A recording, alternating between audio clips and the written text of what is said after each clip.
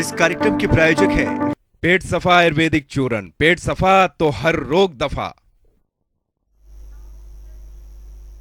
नमस्कार, आप देख रहे हैं जनता टीवी। मैं हूं आपके साथ अमर त्रिपाठी। बुलेटिन की शुरुआत करेंगे एक बड़ी खबर के साथ। बड़ी खबर, बड़ी जानकारी सामने आ रही है। इस वक्त की बड़ी खबर आपको बता दें, पहाड़ों में बर्फ की चादर छाई। बर्फबारी को लेकर यह अपडेट सामने। बर्फ दीदार करने उत्तराखंड पर्यटक पहुंच रहे हैं। वहीं मैदानी क्षेत्रों में तापमान में गिरावट भी दर्ज की जा रही है। वहीं सुबह और शाम को शीतलहर का प्रकोप देखा जा रहा है। बड़ी खबर, बड़ी जानकारी। लोग अलाव के सहारे रातें काटते नजर आ रहे हैं। हरिद्वार और उधम सिंह नगर में कोहरे का आतंक देखा जा रहा है। पहाड़ों में बर्फ की चादर छाई हुई है। बड़ी खबर, बड़ी जानकारी आपको बता रहे हैं। बर्फ दीदार करने के लिए पर्यटक उत्तराखंड का रुख कर रहे हैं। वहीं मैदानी क्षेत्रों में तापमान में गिरावट दर्ज की जा रही है। सुबह और शाम को शीतलहर का प्रकोप देखा जा रहा है। वहीं अलाव के सहारे लोगों को अपना दिन व्यतीत करना पड़ रहा है। ये बड़ी खबर, बड़ी जानकारी आपको बता रहे हैं। पहाड़ों में बर्फ की चादर छाई हुई है। वहीं बर्फ दीदार करने के लिए पर्यटक उत्तराखंड का रुख कर रहे हैं। बड़ी खबर, बड़ी जानकारी आपको बता रहे हैं। मैदानी क्षेत्र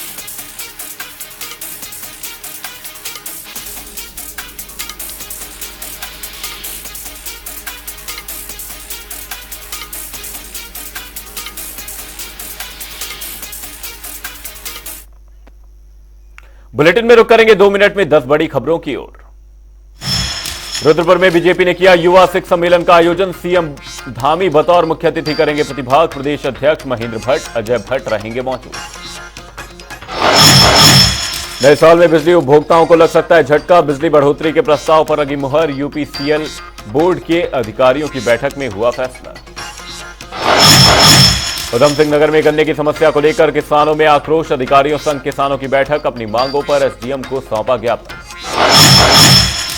उत्तराखंड में ऊर्जा के क्षेत्र में हो रहा काम। जल विद्युत निगम के साथ टीएचडीसी का विभिन्न प्रोजेक्ट्स पर काम जारी। 2030 तक 2200 मिलियन मेगावाट बिजली पैदा करने का लक्ष्य। देहरादून में चलाया जा रहा फ्लाइंग हॉक अभियान। अवैध अतिक्रमण पर हो रही कार्रवाई। ड्रोन की सहायता से मिल रही सूचना। विकास नगर में खनन माफियाओं के हौसले बुलंद। अवैध खनन का चल रहा कारोबार। मामले में प्रशासन बेसब्र। कुमाऊं कमिश्नर दीपक रावत ने एसडीएम कोर्ट में किया औचक निरीक्षण। एसडीएम दफ्तर में आए लोगों से की बातचीत। व्यवस्थाओं को दुरुस्त करने के दिए निर्देश। रामनगर में एसडीएम की दिखी बड़ी कार्रवाई। अतिक्रमण हटाने को लेकर दिए निर्देश। सरकारी अस्पताल की अव्यवस्थाओं को लेकर भी सीएमएस को कार्रवाई करने का दिया निर्देश। रुड़की में आबकारी विभाग ने अवैध शराब के ठिकानों पर की छापेमारी। शराब माफियाओं में मचा हड़कंप। पुलिस ने कब्जे से 500 लीटर लहन और 40 लीटर अवैध कच्ची शराब की बरामद। देहरादून में आउटसोर्स को हटाने की हो रही कवायद शुरू। सेवानिवृत्त कर्मचारी रामलाल ने आउटसोर्स कर्मचारियों को पक्का करने की रखी मांग। कहा, आउटसोर्स कर्मचारी करते थे अधिकारियों के घर में भी काम।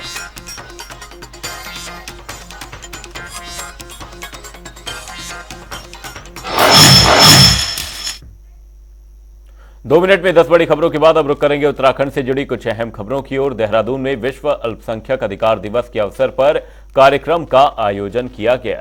कार्यक्रम में मुख्यमंत्री पुष्कर सिंह धामी ने बतौर मुख्य अतिथि शिरकत की। इस दौरान मुख्यमंत्री ने मुख्यमंत्री हुनर योजना के अंतर्गत लाभार्थियों को मानदेय एवं प्रशिक्षण प्रमाण पत्र वितरित किए। हिमालयन सांस्कृतिक केंद्र के गढ़ी कैंट में कार्यक्रम का आयोजन किया गया।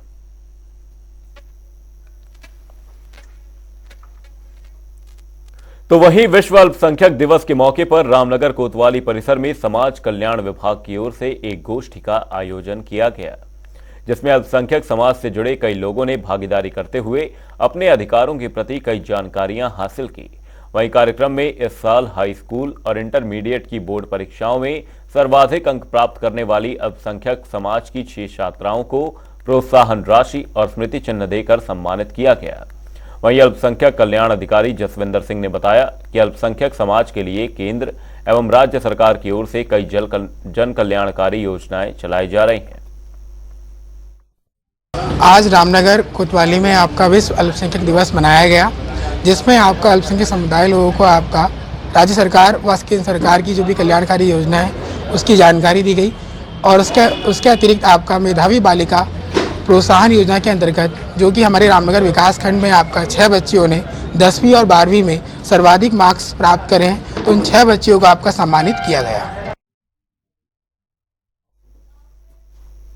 राज्य में विकास कार्यों में खर्चे का ग्राफ बढ़ गया है। विकास कार्य के लिए तय पूंजीगत मद में हर साल 10,000 करोड़ रुपए से ऊपर खर्च रहने का अनुमान है। इस मद में अब तक 6,000 करोड़ रुपए से अधिक के खर्च किए जा चुके हैं। पहली छमाही में पूंजीगत बजट के खर्चे में जिस तरह पिछले कई सालों का रिकॉर्ड टूटा है, उससे वर्तमान वित्तीय साल में बजट खर्च का रिकॉर्ड बनने की उम्मीद को बल मिला है। वहीं वित्त मंत्री प्रेमचंद अग्रवाल का कहना है कि वर्तमान वित्तीय साल के पूरा होने में अभी 3.5 महीने का वक्त बाकी है।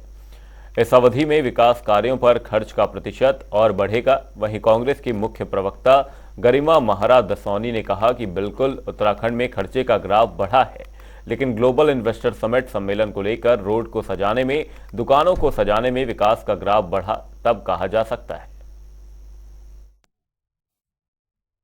हाँ, हम देख रहे हैं वो खर्च का ग्राफ कि किस तरह से हजारों करोड़ रुपए की यहाँ स्मार्ट सिटी के नाम पर बंदरबाट हुई, किस तरह से इन्वेस्टर समिट के नाम पर हजारों करोड़ों रुपया बर्बाद किया गया। मुंबई ताज ग्रुप को केटरिंग दी गई, 1700 गाड़ियों का जखीरा यहाँ खड़ा किया गया, 575 अल्ट्रा लग्जरी गाड़ियां यहाँ लाई गई, 38 करोड़ रुपए में केवल 2 किलोमीटर की सड़क यानी दिलाराम चौक से लेकर बिंदाल पुल तक रंग रोगन और चूना पुताई में लग गया।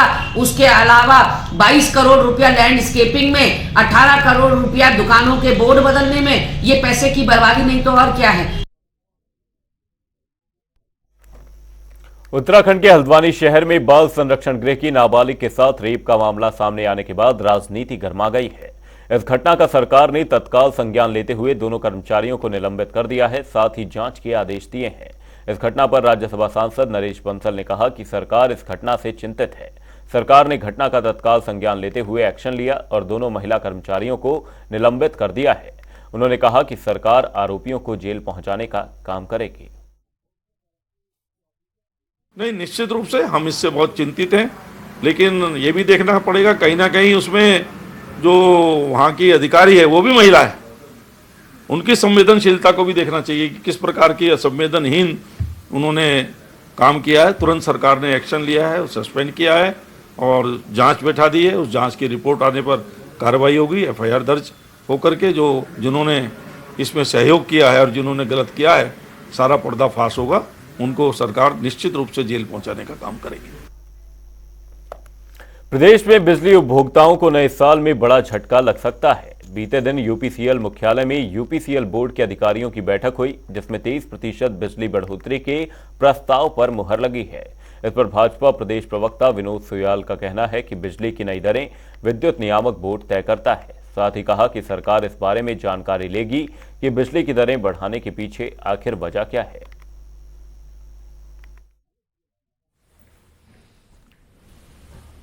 भारतीय जनता पार्टी ने लोक कल्याण के लिए अनेकों कार्य सरकार ने किए हैं। भारतीय जनता पार्टी की सरकार ने लोगों को उनके जीवन स्तर को सुधारने के लिए बहुत सारे काम किए हैं।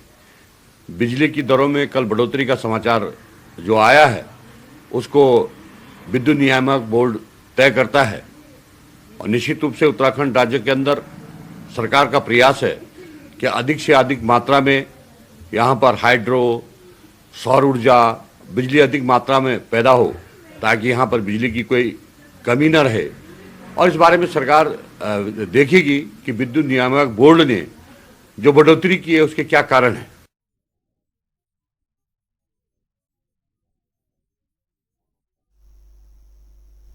उत्तराखंड क्रांति दल ने देहरादून में सैनिक एवं वीर नारी सम्मान और सदस्यता अभियान समारोह का आयोजन किया। कार्यक्रम में करीब 500 पूर्व सैनिकों ने यूकेडी की सदस्यता ग्रहण की।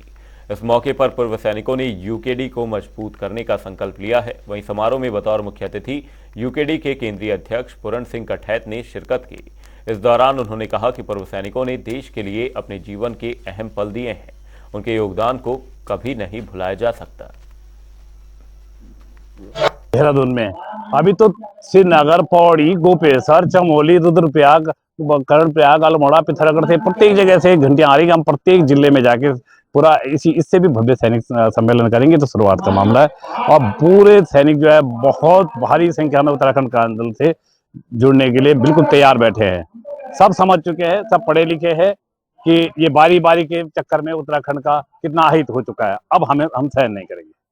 ये तकरीबन 11 बजे कार्यक्रम शुरू हुआ और इसमें जितने भी भूतपूर्व सैनिक थे, वीर नारियां थी, अवार्ड विनर्स थे, कुछ ऐसे अचीवर्स जिन्होंने जिंदगी में बढ़ चढ़ के काम किया है, उन सबको यहाँ पर ऑनर किया गया और उसके बाद सबको यहाँ पर पार्टी की सदस्यता दी गई।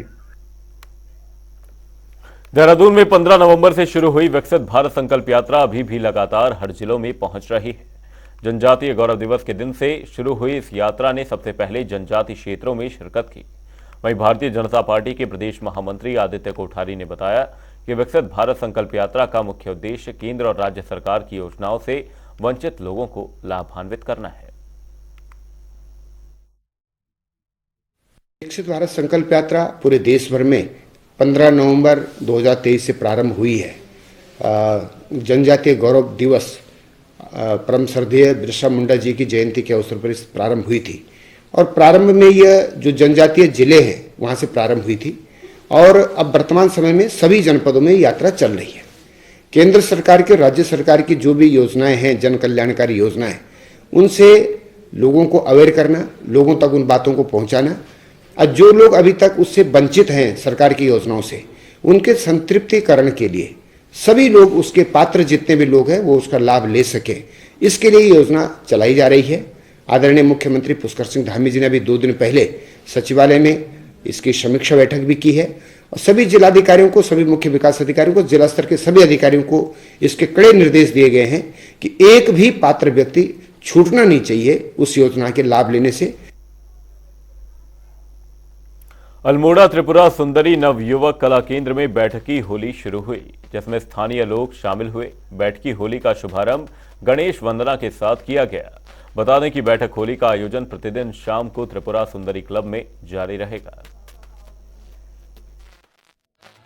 माह के प्रथम रविवार से होली शुरू हो जाती है। बैठकी होली, जिसमें शास्त्रीय रागों पर आधारित होली का गायन होता है और अल्मोड़ा में जो है त्रिपुरा सुंदरी नवयुवक कला केंद्र जो नंदादेवी में है, वहाँ बैठकी होली कल की गई है और उसमें जिले जो मुख्यालय के जो जितने भी कलाकार थे वो सब वहाँ पहुँचे थे और उन्होंने होलियों का गायन किया और देर रात तक होलियाँ गाई, जिसमें भक्ति रस से ओतप्रोत माहौल बना रहा और ये होलियाँ जो हैं अब जब छलड़ी तक चलती रहेंगी।